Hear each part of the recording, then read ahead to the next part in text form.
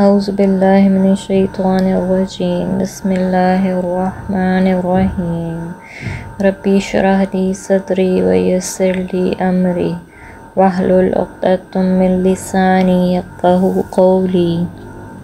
سورہ البینہ۔ لم یکن الذین کفروا من اہل الکتاب والمشرکین منفکین حتی تأتیہم البینہ۔ لم یکن الذین نہیں تھے وہ لوگ، کفروا جنہوں نے کفر کیا، اختیار کیا، من اہل الکتاب اہل کتاب میں سے، والمشرکین مشرکین میں سے، منفکین باز آنے والا، حتی یأتیہم البینہ یہاں تک کہ آ جائے ان کے پاس واضح دلیل۔ رسول من اللہ اللہ کی طرف سے رسول ہے، یتلو پڑھتا ہے، صحف مطہرہ پاکیزہ صحیفے، فیہا ان میں لکھی ہوئی ہے، کتب قیمہ کتاب مضبوط، وما تفرق الذین اور نہیں پھوٹ ڈالی ان لوگوں نے، اوتوا الکتاب جن کو دی گئی کتاب، الا مگر من بعد ما جاءتہم مگر بعد اس کے جاءتہم البینہ آ گئی ان کے پاس واضح دلیل، وما امروا اور نہیں حکم دیا گیا ان کو، الا لیعبدوا اللہ مگر یہ کہ عبادت کریں اللہ کی، مخلصین لہ الدین خالص کرنے والے ہوں اس کے لیے دین کو، حنفاء یکسو ہونے والے ہوں، ویقیموا الصلاۃ اور قائم کریں نماز، ویؤتون الزکوۃ اور ادا کریں زکوٰۃ، وذالک دین القیمہ اور یہی دین ہے مضبوط۔ ان الذین کفروا بے شک وہ لوگ جنہوں نے کفر اختیار کیا، من اہل الکتاب اہل کتاب میں سے، والمشرکین اور مشرکوں میں سے، فی نار جہنم جہنم کی آگ میں ہوں گے، خالدین فیہا ہمیشہ رہیں گے، خالدین فیہا ہمیشہ رہیں گے اس دوزخ میں، اولئک ہم شر البریہ یہ لوگ ساری مخلوق میں سے بدتر ہیں۔ ان الذین آمنوا بے شک وہ لوگ جو ایمان لائے، وعملوا الصالحات اور عمل کیے اچھے، اولئک ہم خیر البریہ یہ لوگ ساری مخلوق میں سے بہتر ہیں، جزاؤہم عند ربہم ان کا بدلہ ان کے رب کے ہاں، جنات عدن رہنے کے باغات ہیں، تجری من تحتها الانہار جاری ہیں ان کے نیچے نہریں، خالدین فیہا رہیں گے ان میں، ابداً ہمیشہ ہمیشہ، رضی اللہ عنہ راضی ہو چکا اللہ ان سے، ورضوا عنہ اور وہ راضی ہو چکے اللہ تعالیٰ سے، ذالک لمن خشی ربہ یہ اس کے شخص کے لیے ہے جو ڈرتا ہے اپنے رب سے۔ سورۃ البینہ۔ اس سورت کا نام سورۃ البینہ ہے۔ یہ سورت مکہ میں نازل ہوئی اور نزول کے اعتبار سے اس کا 100واں نمبر ہے۔ اس سے پہلے 99 صورتیں نازل ہو چکی تھیں۔ اس کا 1 رکوع اور 8 آیتیں ہیں۔ جیسے کہ جسمانی بیماریوں میں سے ایسی بعض بیماریاں ایسی ہوتی ہیں کہ بیمار خود سمجھتا ہے کہ میں بیمار ہوں، مجھے تکلیف ہے، اور بعض بیماریاں ایسی ہوتی ہیں کہ بیمار کو پتہ نہیں چلتا، اور ڈاکٹر جب تک اس کو ڈاکٹر نہ بتائے کہ تمہیں یہ بیماری ہے، یعنی کہ کچھ چھپی ہوئی بیماریاں ہیں۔ اور کئی دفعہ ایسی بھی بیماری انسان کو ہو جاتی ہے کہ ڈاکٹر کو سمجھ ہی نہیں آتی کہ اس کو کیا بیماری ہو گئی ہوئی ہے۔ اور یہ بھی ہے کہ کوئی معمولی بیماری کے لیے تو معمولی سی دوائی بھی کافی ہو جاتی ہے، لیکن اگر کوئی پیچیدہ بیماری ہو، یعنی کوئی ایسی بیماری ہو جس سے نہ دعا سے آرام آتا ہو، نہ معمولی ڈاکٹر سے آرام آتا ہو، تو ایسی بیماری کے لیے پھر ماہر ڈاکٹر اور ماہر حکیم کی ضرورت ہوتی ہے، اور اس ایسی بیماری کے لیے قیمتی دعا کی بھی ضرورت ہوتی ہے کہ عام انسان جو ہے وہ سن کے ہی ڈر جاتا ہے کہ عام دعا اس پر اثر نہیں کرے گی۔ اسی طرح سمجھیں کہ نبی صلی اللہ علیہ وسلم جب تشریف لائے اس وقت مشرکین عرب کی جو اپنے آپ کو ابراہیمی کہلواتے تھے، اور اہل کتاب یہود و نصارہ میں کفر و شرک کی بیماریاں، بدعات اور رسومات کی بیماریاں ان میں یوں جڑ پکڑ چکی تھیں کہ معمولی حکیم اور معمولی ڈاکٹر ان کے لیے کافی نہیں تھا، اور نہ ہی معمولی نسخے سے ان کو آرام آ سکتا تھا۔ یہ بیماریاں ان کی رگ رگ میں رچی ہوئی تھیں، جنہوں نے ان کے جسموں کو کھوکھلا کر دیا تھا۔ وہ اس وقت تک ٹھیک نہیں ہو سکتے تھے جب تک قابل ترین ڈاکٹر ان کی بیماریوں کی تشخیص کر کے ان کو قیمتی دوائی نہ کھلاتا۔ اکثر ایسا ہوتا ہے کہ ہمارے اندر بھی کوئی ایسی بیماری چل رہی ہوتی ہے جس کا ہمیں نہیں پتہ ہوتا، خدا نہ خواستہ، اور وہ ہمارے لیے جان لیوا بھی ہوتی ہے، اور اس کے لیے ہمیں کسی اچھے ڈاکٹر کی اور کسی مہنگی میڈیسن کی ضرورت پڑ جاتی ہے۔ تو پھر ہم کیا کرتے ہیں کہ ہم چھوڑ دیتے ہیں اس کو، کہ ہم اس کا علاج کراتے ہیں۔ اللہ تعالیٰ نے جتنے روحانی ڈاکٹر اور حکیم بھیجے، ان تمام روحانی معالجوں میں سے سب سے بڑے ماہر اور حکیم کون ہیں؟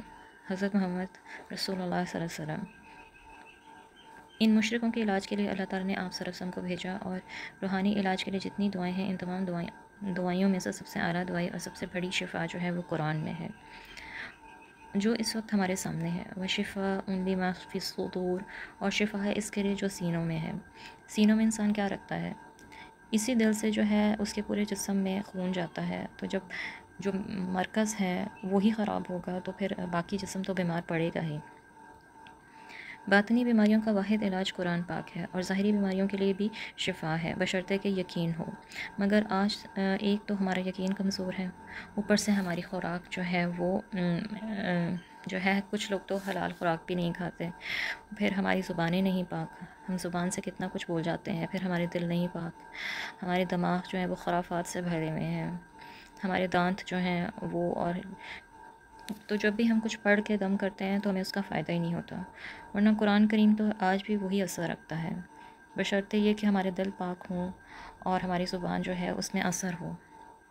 لیکن اگر آپ زبان سے ایسی باتیں نکالیں گے جو دوسروں کو تکلیف دیں، یا آپ گالیاں نکالیں گے اپنی زبان سے، تو پھر زبان میں وہ اثر تو نہیں رہ جاتا نا۔ نبی صلی اللہ علیہ وسلم نے 30 صحابہ ایک مہم پر روانہ فرمائے، ان میں حضرت ابو سعید خدری بھی تھے۔ اللہ تعالیٰ نے کامیابی عطا فرمائی، واپس آتے ہوئے ایک گاؤں میں پہنچے، رات گزاری۔ ان لوگوں نے پوچھا تم کون ہو؟ انہوں نے بتلایا کہ ہم مدینہ کے رہنے والے ہیں اور مسلم ہیں۔ کہنے لگے اچھا تم ہمارے گاؤں میں ناپاک کرنے آئے ہو، ہم تمہیں نہیں رہنے دیں گے۔ انہوں نے قصبے میں رہنے نہ دیا اور ان کو باہر نکال دیا، ان کو باہر رات گزارنی پڑی۔ اللہ کی قدرت کے قصبے کے سردار کو سانپ نے ڈس لیا، وہاں جتنے معالج تھے ان کو بلایا مگر فائدہ نہ ہوا۔ مجبوراً انہوں نے کہا کہ جن لوگوں کو ہم نے رات یہاں رہنے نہیں دیا ان کے پاس جاؤ، شاید ان میں کوئی دم والا ہو۔ ان کے پاس آ کر انہوں نے کہا کیا تم میں کوئی دم کرنے والا ہے؟ حضرت ابو سعید خدری نے فرمایا کہ ہاں، لیکن میں 30 بکریاں معاوضہ لوں گا، کیونکہ 30 آدمی تھے، خیال ہوا کہ ایک تو مل جائے گی۔ بخاری شریف کی روایت ہے 30 بکریاں طے ہوئیں، انہوں نے جا کے سورہ فاتحہ پڑھ کر دم کیا تو وہ ایسے ہو گئے جیسے اس کو تکلیف تھی ہی نہیں۔ چنانچہ انہوں نے پھر وہ حضرت حضور صلی اللہ علیہ وسلم کے پاس آئے اور ان سے دریافت کیا کیا یہ ہمارے لیے جائز ہے کہ ہم نے ان کے عوض 30 بکریاں لیں؟ چنانچہ مدینہ پہنچ کر آپ صلی اللہ علیہ وسلم کے سامنے واقعہ بیان کیا، آپ نے فرمایا بالکل ٹھیک ہے۔ اس سے ایک مسئلہ پتہ چلتا ہے کہ اگر آپ کسی کا علاج کریں تو آپ اس کے لیے معاوضہ لے سکتے ہیں۔ اللہ تعالیٰ فرماتے ہیں لم یکن الذین کفروا، نہیں تھے وہ لوگ جنہوں نے کفر اختیار کیا، من اہل الکتابی، یہودیوں اور عیسائیوں میں سے، والمشرکین اور مشرکوں میں سے۔ قریش اپنے آپ کو موحد سمجھتے تھے، یعنی ایک خدا کا ماننے والا، مگر وہ مشرک تھے۔ نہیں تھے یہ سارے منفقین باز آنے والے، اپنی برائی سے جدا ہونے والے، حتی یاتیہم البینہ، یہاں تک کہ آ جائے ان کے پاس واضح دلیل۔ وہ بینہ کیا ہے؟ رسول من اللہ، اللہ کی طرف سے رسول، ایسا رسول جو تمام رسولوں کا امام اور ساری کائنات سے افضل ہو۔ تب ہی انہوں نے اپنی عادتوں کو چھوڑنا تھا، بیماریاں سخت اور پیچیدہ تھیں اور ماہر حکیم کی ضرورت تھی۔ نسخہ کیا ہے؟ یتلو صحف مطہرہ، پڑھتا ہے پاکیزہ صحیفے، یعنی ایسے مضمون جو بڑے پاکیزہ ہیں۔ قرآن پاک کی ہر سورت ایک صحیفہ ہے۔ فیہا کتب قیمہ، ان میں لکھی ہوئی باتیں بڑی قیمتی ہیں، مضبوط ہیں۔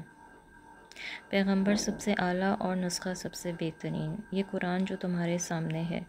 اگر نبی صلی اللہ علیہ وسلم تشریف نہ لاتے، قرآن نازل نہ ہوتا، تو یقیناً ان لوگوں نے کفر اور شرک سے باز نہیں آنا تھا۔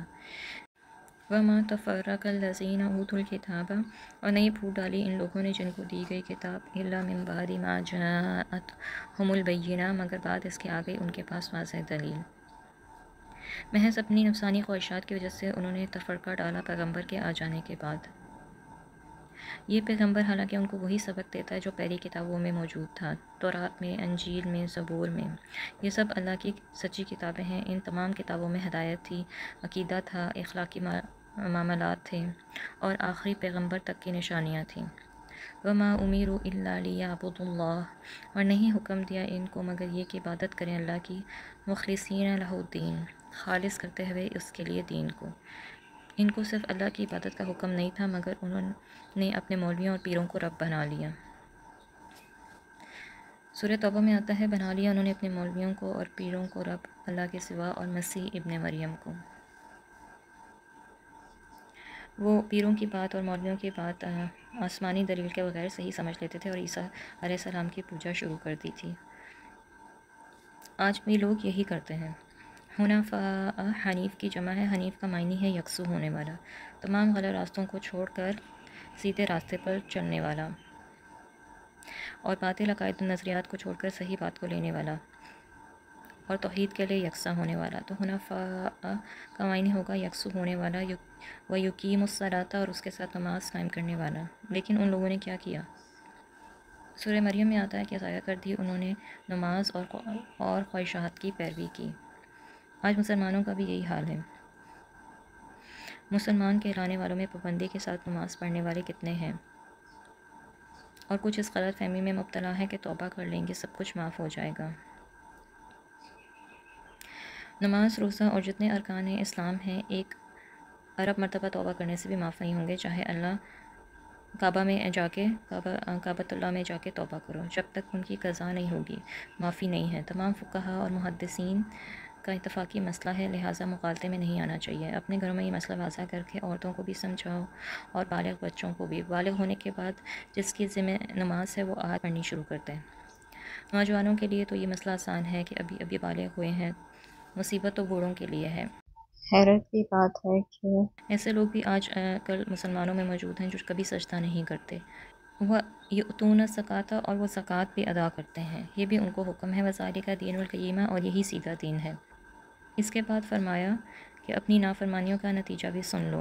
ان الذین کفروا من اہل الکتاب، بے شک وہ لوگ جنہوں نے کفر اختیار کیا اہل کتاب میں سے، یعنی یہود اور نصارہ، والمشرکین، اور مشرکوں میں سے، فی نار جہنم، جہنم کی آگ میں ہوں گے۔ پھر جہنم میں جانے کے بعد خالدین فیہا، ہمیشہ ہمیشہ اس میں رہنے والے ہیں۔ اولئک ھم شر البریہ، بریہ کا معنی ہے مخلوق، یہ لوگ ساری مخلوق میں سے بدتر ہیں، اللہ کے ہاں یہ بدترین مخلوق ہیں۔ بخلاف اس کے ان الذین آمنوا وعملوا الصالحات، بے شک وہ لوگ جو ایمان لائے اور عمل کیے اچھے، اولئک ھم الخیر البریہ، یہ لوگ ساری مخلوق میں سے بہتر ہیں۔ ان کے لیے کیا بدلہ ہوگا؟ جزاؤہم عند ربہم، ان کا بدلہ ان کے رب کے ہاں ہے، جنات عدن، رہنے کے باغات، تجری من تحتہا الانہار، جاری رہیں گے ان کے نیچے نہریں، خالدین فیہا ابدا، رہیں گے ان میں ہمیشہ ہمیشہ۔ اللہ کی مخلوق میں سے جو بہتر ہوں گے وہ ان باغوں میں رہیں گے۔ جو سعادت مند ایک دفعہ داخل ہو گیا پھر اس سے نکلنے کا وہاں سے سوال ہی پیدا نہیں ہوتا۔ رضی اللہ عنہ ورضوا عنہ، اللہ تعالیٰ ان سے راضی ہو چکا اور وہ اللہ سے راضی ہو چکے۔ دنیا میں اخلاقی لحاظ سے سندیں دی جاتی ہیں، لیکن اللہ کے ہاں اللہ کی رضا سے بڑی کوئی سند نہیں ہے۔ اور یہ وعدہ کن لوگوں سے ہے؟ فرمایا ذالک لمن خشی ربہ، یہ اس شخص کے لیے ہے جو ڈرتا ہے اپنے رب سے، چاہے وہ عربی ہے یا اجمی ہے، گورا ہے یا کالا ہے، اور دنیا کے جس حصے میں بھی رہتا ہے اللہ کی رضا اس کو حاصل ہو جائے گی۔ لہٰذا ہر ایک کو اپنی آخرت بہتر کرنے کی کوشش کرنی چاہیے۔ اللہ توفیق عطا فرمائے۔